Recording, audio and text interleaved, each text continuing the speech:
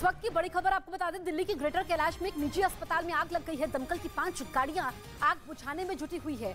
Greater Kailash में निजी अस्पताल में आग लगी है और दमकल की 5 गाड़ियां आग बुझाने में जुटी हुई है। इस वक्त की बड़ी खबर हम आपको बता रहे हैं। आग कैसे लगी ये अभी साफ नहीं हो पाया है, लेकिन ग्रेटर कैलाश इलाके में निजी अस्पताल है और इस वक्त प्राथमिकता यही है कि आग पर काबू पाया जाए। 5 दमकल की गाड़ियां मौके पर मौजूद है। आग ज्यादा ना फैले, नुकसान ज्यादा ना हो, ऐसे में यहां पर आग बुझाने की तमाम कोशिशें हो रही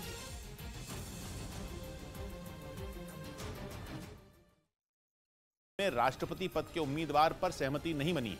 माना जा रहा है कि इस्तांबुल के मेयर एक्रम इमामोग्लू को ही विपक्ष की तरफ से तुर्की के राष्ट्रपति पद का उम्मीदवार बनाया जा सकता है।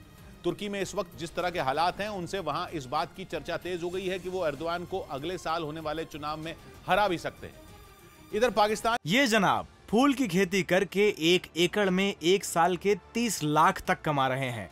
आपको भी ये करना है तो फ्रीडम ऐप को अब भी डाउनलोड कीजिए। के सेना प्रमुख के एलओसी दौरे के बाद खबर आई कि आतंकी संगठन लश्कर तैयबा ने भारतीय चौकियों पर आत्मघाती हमले की साजिश रची है। पाकिस्तान का नया चीफ बनने के बाद पिछले हफ्ते ही आसिम मुनीर ने पहली बार एलओसी का दौरा किया था, जिसके बाद खुफिया एजेंसियों ने इस बात का अलर्ट जारी किया कि लश्कर के आतंकी भारतीय चौकियों पर आत्मघाती हमले की तैयारी में है। न्यूज 18 को मिले खुफिया दस्तावेज के मुताबिक हमले के लिए लश्कर के आतंकी डटोट नाम के एक गांव में जमा है। एलओसी के करीब ये गांव आधा पाकिस्तान में पड़ता है और आधा भारत में। दस्तावेज के मुताबिक डटोट गांव के पाकिस्तान वाले हिस्से में आतंकी हमले के लिए इकट्ठा हुए हैं, जिनके साथ पाकिस्तान की खुफिया एजेंसी ISI का एक अधिकारी भी मौजूद है और उसी की निगरानी में सुरक्षा बल पर आत्मघाती हमले की तैयारी की जा रही है। इसके साथ ही ISI ने जम्मू में टारगेट किलिंग की भी साजिश रची है। दस्तावेज के मुताबिक ये काम उसने जैश-ए-मोहम्मद को सौंपा है।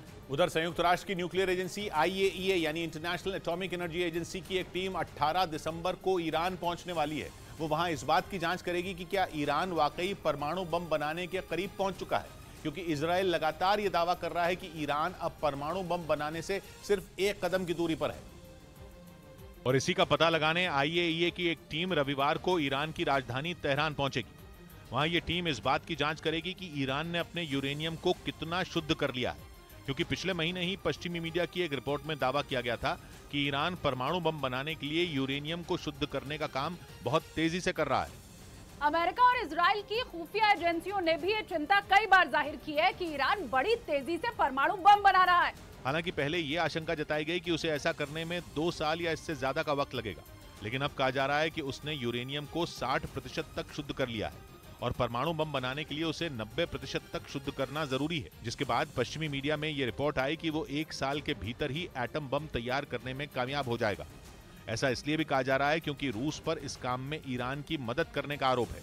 इधर राजस्थान के दौसा पहुंची भारत जोड़ो यात्रा में सचिन पायलट के समर्थन में खूब नारे लगे। राहुल की यह यात्रा बीजेपी को चुनौती देने के लिए निकाली जा रही है और कांग्रेस इस कोशिश में जुटी है कि चुनाव में वो बीजेपी को कांटे की टक्कर दे सके। लेकिन उस टक्कर से पहले राहुल के सामने अपनी पार्टी के अंदर चल रही 2 गुटों की टक्कर को खत्म करने की चुनौती खड़ी है, क्योंकि पायलट समर्थकों ने एक बार फिर ये दिखाने की कोशिश की कि राजस्थान कांग्रेस में पायलट का कद गहलोत से ऊंचा है। राजस्थान का दौसा वैसे भी पायलट का गढ़ है और जब राहुल की भारत जोड़ो यात्रा वहां से गुजरी तो पायलट समर्थकों की भीड़ इकट्ठा हो गई। इन लोगों को ये तक याद नहीं रहा कि यात्रा राहुल की है, क्योंकि उन्होंने राहुल को भूलकर एक सुर में पायलट जिंदाबाद के नारे लगाए। जिसके बाद मंच पर खड़े एक शख्स को उन्हें रोकना पड़ा और पायलट समर्थकों से कहा गया कि वो यात्रा से जुड़े नारे लगाएं।